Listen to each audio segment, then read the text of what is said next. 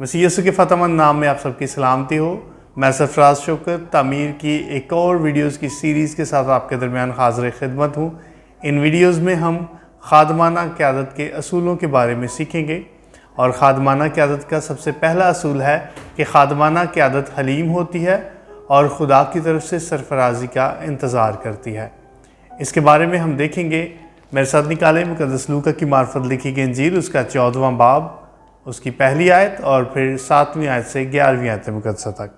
कलाम इक़दस में मरकूम है पहली आयत में, फिर ऐसा हुआ कि वो सब्त के दिन फरीसियों के सरदारों में से किसी के घर खाना खाने को गया और वो उसकी ताक में रहे। 7वीं आयत मुक़द्दसा से, फिर उसने देखा कि मेहमान सदर जगह किस तरह पसंद करते हैं तो उनसे एक तमसील कही, जब कोई तुझे शादी में बुलाए तो सदर जगह पर ना बैठ, शायद उसने किसी तुझसे भी ज़्यादा इज़्ज़तदार को बुलाया हो, और जिसने तुझे और उसे दोनों को बुलाया है आकर तुझसे कहे किस जगह को दे, फिर तुझे शर्मिंदा होकर सबसे नीचे बैठना पड़े। बल्कि जब तू बुलाया जाए तो सबसे नीची जगह पर जा बैठ, ताकि तेरा बुलाने वाला आए तो तुझसे कहे ए दोस्त आगे बढ़कर बैठ।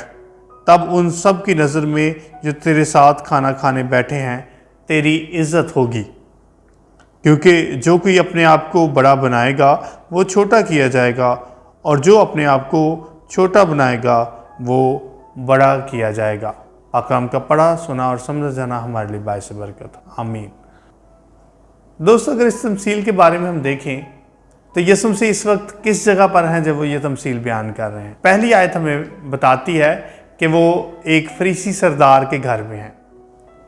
इसके बाद हम देखें कि यीशु मसीह ने इस तमसील को क्यों बयान किया, तो 7वीं आयत में अगर हम देखें तो हमें पता चलता है क्योंकि हर मेहमान जो है वहाँ सदर जगह पर बैठना पसंद करता है, और यीशु मसीह और उनके शागिर्द भी उनके दरमियान मौजूद हैं, और यीशु मसीह इसके ज़रिए से उनको एक सबक सिखाना चाहते हैं। अगली बात है कि यीशु मसीह अपने शागिर्दों को क्या सबक सिखाना चाहते हैं।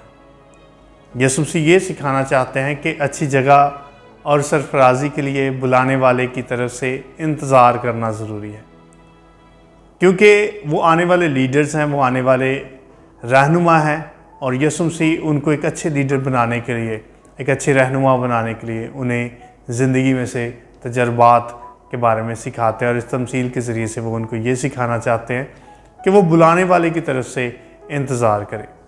अगर हम अपने माशरे में देखें, हमारे माशरे में लोग सरफराजी की किस तरह से तलाश करते हैं, वो किस तरह से चाहते हैं कि उन्हें सरफराजी हासिल हो। अगर हम अपने माशरे में देखें तो हम देखते हैं कि लोग राह इख्तिसार यानी कि शॉर्टकट्स मारना चाहते हैं, और शॉर्टकट्स के ज़रिए से वो चाहते हैं कि उन्हें सरफराजी मिल जाए, इसकी बजाय कि वो खुदा पर भरोसा करें, इसकी बजाय कि वो खुदा की मर्ज़ी को जाने, वो खुदा की मर्ज़ी जाने बगैर अपनी ख्वाहिश से, अपनी मर्ज़ी से वो सरफराजी हासिल करना चाहते हैं, फिर चाहे इसके लिए उन्हें कुछ भी करना पड़े। अब सवाल ये पैदा होता है कि खिदमत में हमारा मेज़बान कौन है। यकीनन खिदमत में हमारा मेज़बान खुद खुदावंद खुदा है, जिसने हमें अपनी खिदमत के लिए बुलाया है। और जब हम बात करते हैं कि खिदमत में छोटा या बड़ा किया जाना, ये किसकी तरफ से है?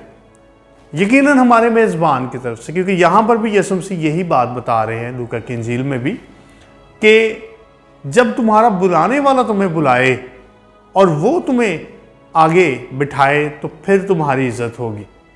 और ख़िदमत में हमें हमारा बुलाने वाला कौन है, हमें ये याद रखने की ज़रूरत है कि वो खुदावंद खुदा है, और जब वो हमें बुलाएगा तो फिर हमारी सरफराजी होगी, फिर हमारी इज़्ज़त होगी।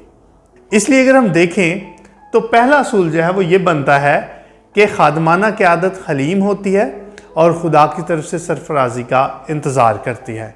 अब हमारे लिए ये चैलेंज है कि इस असूल को अगर हम अपनी कलीसिया में, अपनी क़यादत में अपनाते हैं तो इससे क्या फ़र्क पड़ेगा, इस बारे में हमें सोचना है, ताकि हमारी क़यादत, हमारी कलीसिया इससे तरक्की करे। खुदावंद आपको बरकत दे।